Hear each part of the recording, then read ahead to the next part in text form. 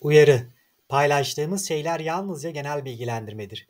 Teşhis ya da tedavi rehberi değildir. Sağlığınızla ilgili en doğru değerlendirme ve yönlendirme için doktor kontrolü şarttır. Öksürük ve balgama ne iyi gelir? Öksürük ve balgam için ilk olarak bol sıvı tüketmek çok etkilidir.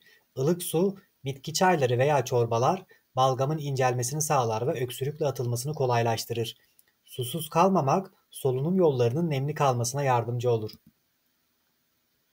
İkinci olarak bal ve limon karışımı doğal bir öksürük yatıştırıcısıdır. Kuağıda tatlı kaşığı balı ılık suya karıştırıp içmek boğazı rahatlatır ve öksürüğü hafifletir. Bu karışım aynı zamanda antiseptik özellikleriyle balgamı temizlemeye yardımcı olur. Üçüncü olarak buhar inhalasyonu öksürük ve balgam için etkili bir yöntemdir. Sıcak su dolu bir kaba birkaç damla nane veya okaliptüs yağı ekleyip buharını solumak solunum yollarını açar. Bu balgamın gevşemesini ve öksürüğün hafiflemesini sağlar. Dördüncü olarak tuzlu suyla gargara yapmak boğaz tahrişini azaltabilir. Bir bardak ılık suya yarım çay kaşığı tuz ekleyip gargara yapmak balgamı inceltir ve öksürüğü yatıştırır. Günde 2-3 kez tekrarlamak rahatlama sağlayabilir. Beşinci olarak zencefil çayı içmek öksürük ve balgamla mücadelede faydalıdır.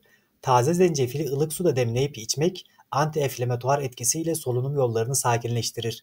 Biraz bal eklemek tadını iyileştirir ve etkisini artırır. Son olarak istirahat etmek ve nemli bir ortam sağlamak iyileşmeyi destekler. Günde 7-8 saat uyumak bağışıklık sisteminin güçlenmesine yardımcı olur ve öksürüğü azaltır. Oda nemlendiricisi kullanmak kuru havanın balgamı kötüleştirmesini önler. Teşekkür ederiz.